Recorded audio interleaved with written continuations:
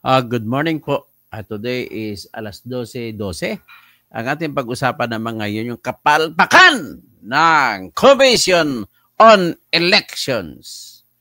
Number one, kung na-issue sa kanila ay yung overvotes na nakalista, inamin naman ng COMELEC na 17,098,000 plus.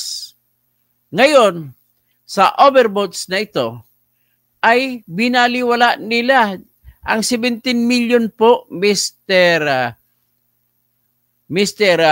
Erwin Garcia, ay ibig po sabihin yon ay 17 million din ang hindi nakaboto. Ganon po yon ang ibig sabihin, Mr. Garcia. Kaya hindi mo pwede baliwalain. Matindi ka. So, ang total po, ay tingnan na, 17 million sobra. Number of overvotes in senatorial.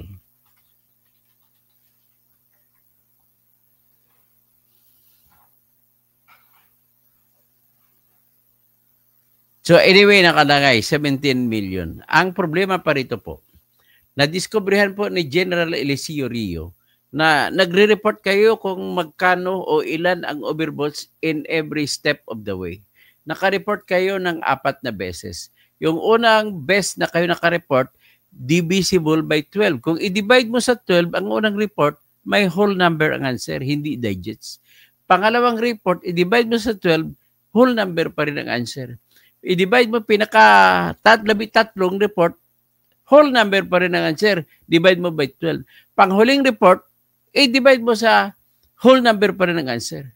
Anong ibig sabihin yan? Ibig sabihin po ay pinrogram nyo ang computer na ginamit sa pagbibilang na maglalabas ng overvote na 17 million. Mahigit. At yan ay divisible by 12. Nang ibig sabihin lamang po ay for every 100 votes, ilagay mo 12 as overvotes. For every 100 votes, 12 as overvotes. Yan po ang rason kung bakit lahat ng sagot, kahit ilan pa ganun pa karami, i-divide mo sa 12, talagang divisible by 12 siya. That is the only way na magiging divisible by 12 ang lahat ng resulta is kung naka-program, nakasabi na sa makina, inuutusan ng counting machine na every 100 votes na matali, ibabawas mo 12, ipipiliin mo lahat na Duterte na PDP lahat ng boto, i-overvotes mo. Sang-ayon naman po ito sa reklamo ng nakakarami. Nag-post sila sa social media na nagtataka sila na ang binoto nila 12 lamang puro Duterte pero overvotes. Ang dami-dami po. Kaya huwag ka naman loko, Mr. George Erwin Mojica Garcia. Nakakaloko ka talaga. Grabe ka talaga. Kaya na-judge namin na palpak talaga. Unang-una, 17 million na boto ay hindi mo binilang. Ang Magic 12, maaring matalo sila lahat kung binilang mo lamang 17 million na boto. Tapos binaliwala mo, nag-conclude ka lang. Nagsabi ka, mga overvotes yun kasi sobra sa 12 binoto nila. Maniwala ka ba? 17 million? Ibig po sabihin, kapag ikaw ay boboto na mahigit sa 12, ikaw po ay tanga. Diba? Ibig sabihin, ang 17 million na Pilipino, nung bumoto sila ay tanga. Ganon ba ibig sabihin nun? Alam mo, ilan bang botante natin? 69 million. Sa 69 million, ang 17 million dyan ay tanga. Papahig ba kayo niyan? Wala po maniniwala niyan, Mr. Erwin Garcia. Kaya, ang hirap, narinig ko paliwanag mo, sa sunod ko na itatakil yun, ay hindi po matatanggap sa pamakuan. Yan ang paliwanag mo niyan, Mr. Erwin Garcia. Kaya, na ang sa party list naman, 3 million mahigit ang overvotes. Ibig sabihin, lahat ng bumoto na sobra sa isa ay overvotes. Ibig sabihin, 3 million na botante hindi na bilang boto. So, ang number 1 ay ang akbayan. 2 million mahigit lang. Number 2, Duterte Youth Party List. 2 million mahigit lang. Kaya pa silang lampasan ng mga huli. Kasi 3 million mahigit ang hindi nabilang. Kaya bagsak tong eleksyon ito. Hindi nakapasa ito. Ito, pakinggan natin po yung sinabi ni Attorney Jerel Harold Respicio. Isa po siyang abogado, magaling na abogado. Isa rin po siyang certified public accountant, magaling na CPA, at isa siyang expert sa information technology. At napakagaling niya na hacker. Inamin naman niya. So ito pakinggan natin si Attorney Jerel Harold Respicio na nanalo sa pagka-Vice Mayor sa bayan ng Reyna Mercedes sa lalawigan ng Isabela. Okay, ito po yun. Pakinggan natin. Manalo po ako sa boto ng bilang. Okay na. Hello everyone, thank you so much for inviting me. And ako po si Attorney Harold Respicio. Manalo po ako sa boto ng bilang Vice Mayor ng Reyna Mercedes Isabela. Pero kahit ganon, inanabanan ko pa rin ang integridad ng resulta ng ating eleksyon. Kaya hindi nyo pwedeng tanungin ang sinseridad ng aking mga sinasabi ngayon. Ito po ang sinasabi ko. Kapag ito ay IT audit ngayon, bagsak ang COMELEC. Ano ba ang purpose ng isang IT audit? Para magbigay ng opinion, attestation, kung credible ba yung nilabas na information ng isang computer system. Ano yung mga aspect ng computer system ang dapat mong i-test? Number 1, source code or yung software. Number 2, yung transmission or yung network. Number 3, yung database. Bagsak siya sa software at bagsak siya sa transmission. Bakit bagsak sa software? Yung nandun sa makina, walang deny 3.5. Yung nandun sa source code review, 3.4. May question pa ba doon? Wala na. Pagdating sa transmission, ano yung objective ng audit pagdating sa transmission?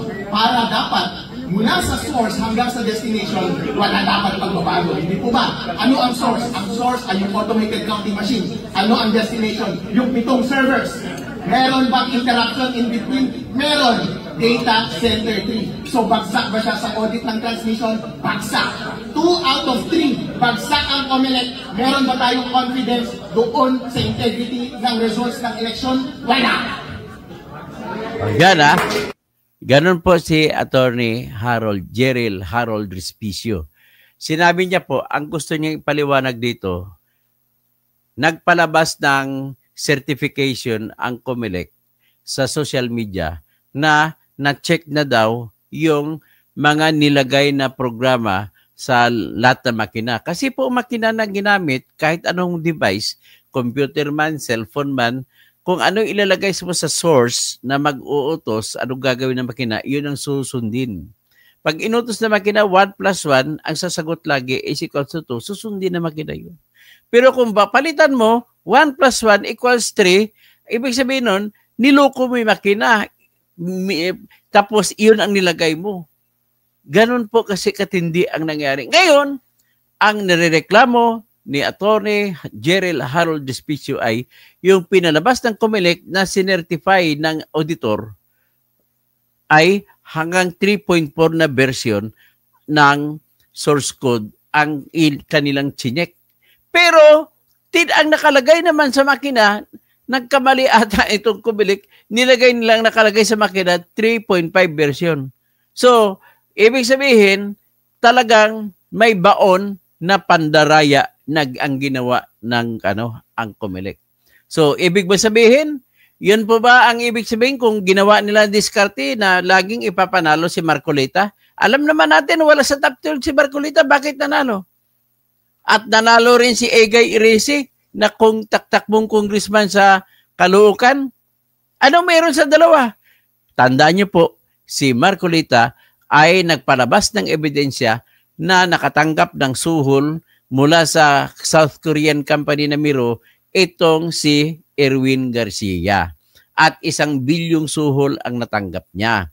At para mapatunayan na may suhol, pinakita ni Marcolita sa press conference ang account number ni George Erwin Mojica Garcia. May address pa, may account number. At tinanggap, 2 account, tinanggap tig $100 na US ang dineposito. Kung tinanggap, ladies and gentlemen, ibig sabihin, totoo po na merong account number si George Erwin Garcia sa Cayman Islands. Ngayon, kiniklaim ni Erwin Garcia na imposible kasi hindi naman daw siya umalis sa Pilipinas. Magsinungaling ka pa. Ilang beses ka umalis sa Pilipinas? Pumunta nga kayo ng South Korea para tingnan nyo lang yung factory ng South ng Miro. Ngayon, sa ngayon po, high-tech na tayo ngayon. Pwede ka makapagbukas ng account kahit anong bangko through internet lang. Ipakita mo lang ID mo, mapicture ka, gano'n. Tapos ang pirma mo doon. Sa mayroon namang pirma na automatic na naman ngayon. Yung electronic na pirma, pwede na po yun. Kaya yan po, ladies and gentlemen, dapat papanagutin, palitan na natin ito si George Erwin Garcia. Dapat ang papalit sa kanya ay kaparihan ni Attorney Harold Despicio na para sa susunod lilinis ng ating eleksyon. Ladies and gentlemen, 17 million po ang hindi nabilang ang boto. 17 million na botante. Kung nabilang laman yun, ladies and gentlemen, maaring manalo pa ang si Busita. Ang number 40 doon, sino pa? Maaring po silang mananalo at maaring matanggal ang lahat ng top 12 at mapapalitan. Kasi kung 17 million, 27 million lamang ang boto ni Bungo. Number 1. O, di pwede pa siyang lampasan ni Bentolpo na number 13. Magkano, ang boto ni Erwin, ni Bentolpo ay nasa 13 million. So 13 million plus kahit 10 million lang, 23 million na siya. Malapit na nang tataubin yung iba pa, pati si Erwin Tulfo, kaya niyang talunin. Ganun pong ibig sabihin nun. Kaya lang ang problema ko, bakit binabaliwala lang nila ni Erwin Garcia itong katotohanan na 17 million na boto ang hindi nabilang?